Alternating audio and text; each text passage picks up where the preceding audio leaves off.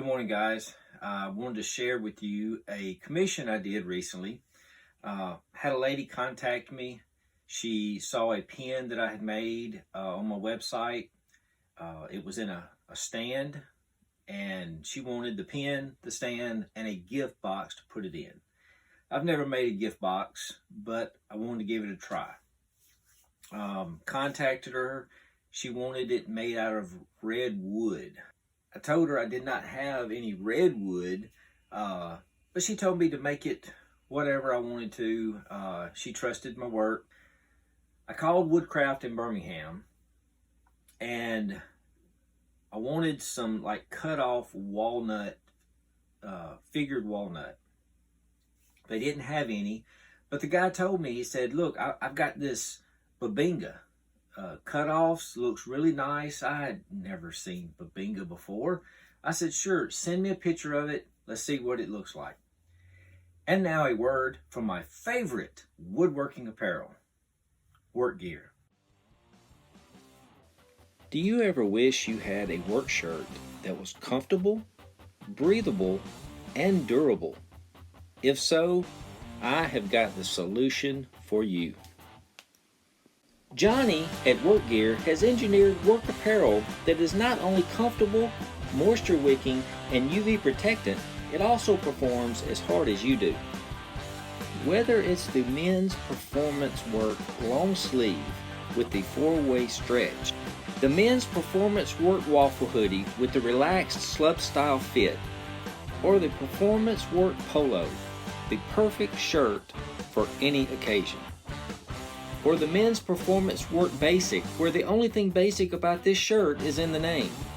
And let's not forget about the performance work sun and dust gaiter that can be worn with any work apparel for added sun and dust protection. These are just a few examples of Work Gear's superior line of clothing, which also comes in women's and youth sizes. Each garment is 100% performance polyester, 4-way stretch, antimicrobial, moisture wicking, and provides sun protection. Work Gear provides all-day comfort with all-day performance. Go get you some.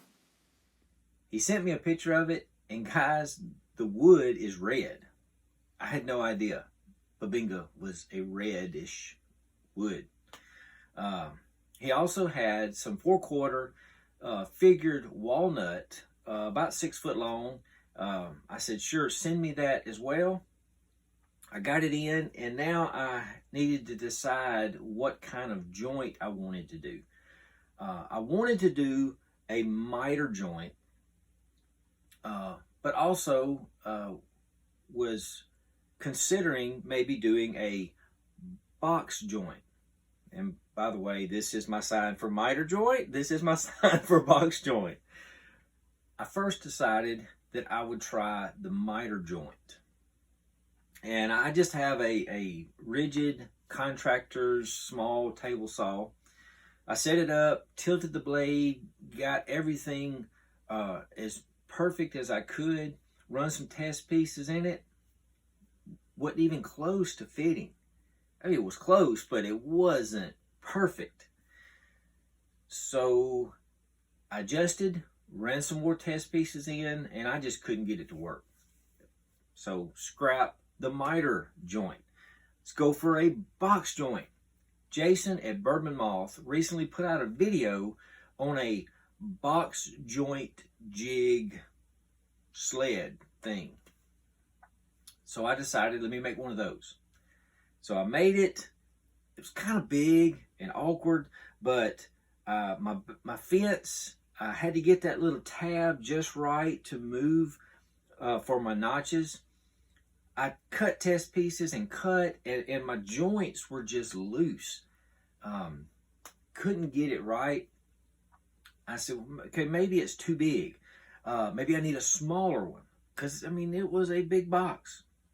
And I've got a little bitty box I'm making. So I scrapped that project, went and made a smaller one. Again, adjusted my fence, had to get that notch just right. I ran some test pieces with the smaller box joint jig, Again, they were not meeting firmly and tight. It just wasn't working. It wasn't right. And so, second box joint jig, scrapped, failed. It wasn't working. I needed a miter. I needed a miter jig that I was able to cut a miter on these boards with the blade at 90 degrees, because I knew tilting my blade was not working. So I went to YouTube, looked at a bunch of videos. I decided to take ideas from each video and make my own jig. And what I came up with worked pretty good. Took some test pieces, ran it through the jig, and the miters fit perfect. I was very pleased with it.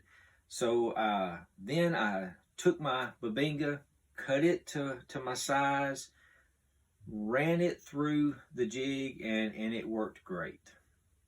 I laid my mitered cut panels out on some tape and folded it up, and the joints fit great.